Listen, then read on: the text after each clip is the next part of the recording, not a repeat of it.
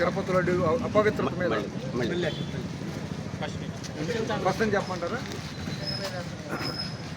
పవన్ కళ్యాణ్ గారు తిరుపతి లడ్డు అపవిత్రత అవటం గురించి చేపట్టినటువంటి దీక్ష నిన్నటితో విరమింపజేసి ఈరోజు దర్శనం చేసుకుంటూ ఉన్నారు. దానికి సంఘీభావంగా ఈరోజు బుట్టాయిగూడెం మండలంలో బుట్టాయిగూడెం నాయకత్వం అంతా కూడా, జనసేన నాయకత్వం అంతా కూడా పాదయాత్రలో పారిజాతగిరికి, ఈ బుట్టాయిగూడెం నుంచి సుమారుగా 8 కిలోమీటర్లు పారిజాతగిరికి వెళ్ళి వాళ్ళ యొక్క పవన్ కళ్యాణ్ గారికి వాళ్ళ యొక్క మద్దతును తెలియజేస్తూ ఉన్నారు.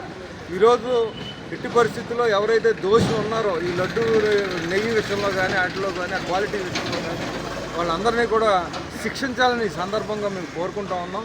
అలాగే రాబోయే రోజుల్లో ఏదైతే అన్యాయమైనటువంటి పనులు, ఏదైతే అక్రమాలైనటువంటి పనులు గత ప్రభుత్వం చేసిన అన్నీ కూడా వెలుగు చూసే పరిస్థితి రాబోయే రోజుల్లో మనం చూస్తూ ఉంటాం.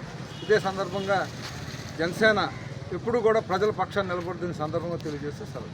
జై జనసేన, జై జనసేన, జై జనసేన, జై జనసేన. పవన్ కళ్యాణ్ నాయకత్వం, ఏకశారణకు సంఘీభావం, ఏకశారణకు సంఘీభావం, ఏకశారణకు సంఘీభావం, ఏకశారణకు సంఘీభావం. శిక్షించాలి అంటే అపరాధం చేసిన దోషుల్ని, శిక్షించాలి లడ్డు దోషుల్ని.